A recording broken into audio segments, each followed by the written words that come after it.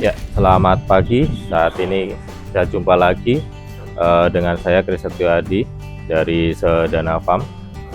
Saat ini kita akan membahas tentang kebutuhan air untuk ternak, terutama di ternak sapi. Ada beberapa teman yang sering bertanya, Mas, berapa sih kebutuhan air untuk satu ekor sapi? Nah, itu sering jadi kendala untuk di peternakan kita, tentang berapa sih kebutuhan air untuk sapi yang diternakkan.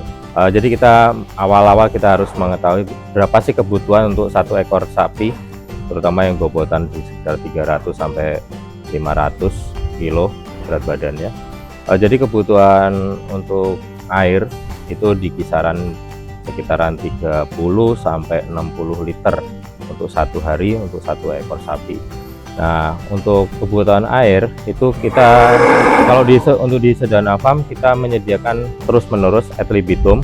Jadi air itu tersedia di tempat air minum dan harus selalu terisi penuh, sehingga si ternak bisa setiap saat ketika membutuhkan dia akan minum dengan sendirinya. Dan untuk kapan penggantian air itu dilakukan, penggantian air dilakukan minimal 1 kali dalam satu hari. Atau ketika si air di tempat minum itu kotor, kita ganti lagi. Jadi kadang ya sampai 2 kali, bahkan sampai 3 kali. Apalagi kalau untuk pada musim kemarau itu ternak juga akan membutuhkan air juga lebih banyak, sehingga kita selalu melakukan penggantian dan penambahan air minum di palung minumnya.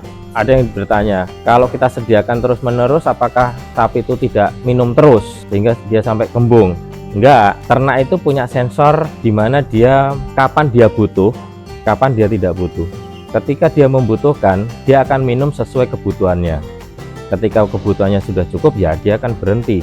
Ada kalanya kebutuhan pakannya berkurang, adanya tersedia air, makanya dia akan minum air tersebut secara berlebihan. Berarti itu bukan karena dia senang minum sehingga dia kembung, tapi karena posisinya dia masih lapar sedangkan pakan itu tidak tersedia. Maka alternatifnya ya sama, dia akan minum yang ada di situ supaya perut dia kenyang.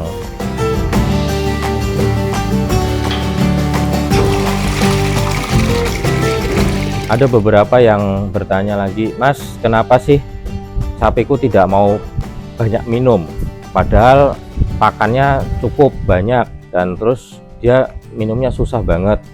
Nah, kita harus mengetahui lagi kenapa si sapi itu tidak mau minum. Ketika pakan hijauan itu pada musim hujan, persentase air di hijauan itu sekitar 70%. Biasanya kalau pas musim hujan, si ternak kebutuhan airnya juga akan berkurang karena sudah tercukupi dari hijauan. Terus misal kalau hijauannya itu 5% dari berat badan sapi sekitar 300, berarti kan itu sekitar 15 kilo ya untuk yang hijauannya dimakan. 15 kilo kalau kadar air 70% itu kan berarti sekitar 10,5 kilo, itu sama aja dengan 10 liter. Nah, itu juga akan berpengaruh terhadap kebutuhan air ketika pada musim hujan akan menurun. Beda lagi kalau pada musim kemarau kadar air di hijauan itu cenderung lebih rendah, sehingga kebutuhan air yang diperlukan oleh ternak itu juga akan meningkat. Apalagi dengan pemberian konsentrat itu juga dalam kondisi kering, itu juga akan merangsang si ternak memenuhi kebutuhan air di dalam tubuhnya. Tapi si ternak itu juga punya batasan di mana kapan dia membutuhkan air, kapan dia harus berhenti minum, karena sensor di dalam tubuhnya itu punya batasan di mana dia sudah cukup untuk kebutuhan airnya. Ketika juga pakan si ternak ini komboran itu kan terdiri dari konsentrat yang dicampur dengan air. Biasanya kalau komboran itu kebutuhan air minum yang kita sediakan juga akan berkurang karena di dalam pakannya itu sudah bercampur dengan air gitu. Jadi kebutuhan air itu memang dibutuhkan, tapi juga jangan terlalu berlebihan begitu. Jadi si ternak itu punya sensor di mana dia membutuhkan kapan dia harus berhenti minum. Untuk air yang kita gunakan itu air tanah dengan standar saja, tapi kita perlu juga kalau kita rasa air tanah tersebut kurang bagus, kita harus lakukan penyaringan. Untuk itu perlu dilakukan sebenarnya uji air tanah supaya kita tahu apakah air tanah, air sumur yang kita gunakan untuk konsumsi di ternak, minum ternak tersebut apakah bagus apa tidak. Karena bila mana air tanah yang kita gunakan itu mengandung banyak bakteri, terutama bakteri E. coli, itu akan mengganggu sistem pencernaan juga. Jadi ada baiknya kita melakukan uji lab dulu ketika kita akan menggunakan air tanah yang ada di lingkungan kita. Bila tercemar dengan E. coli, maka ya sebaiknya dilakukan penyaringan untuk lebih baiknya. Ada juga ketika di beberapa tempat itu ada yang dekat dengan sumber mata air atau sungai.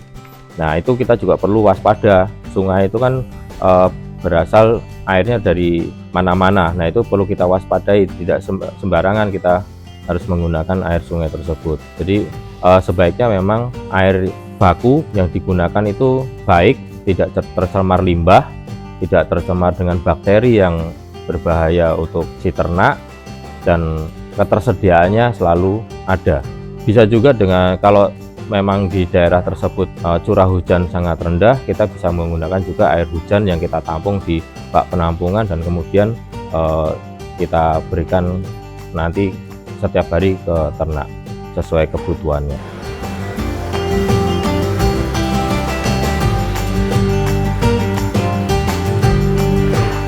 Jadi kebutuhan air untuk ternak itu sangat baku, sangat penting, karena sebagian besar dari tubuh si ternak itu adalah air.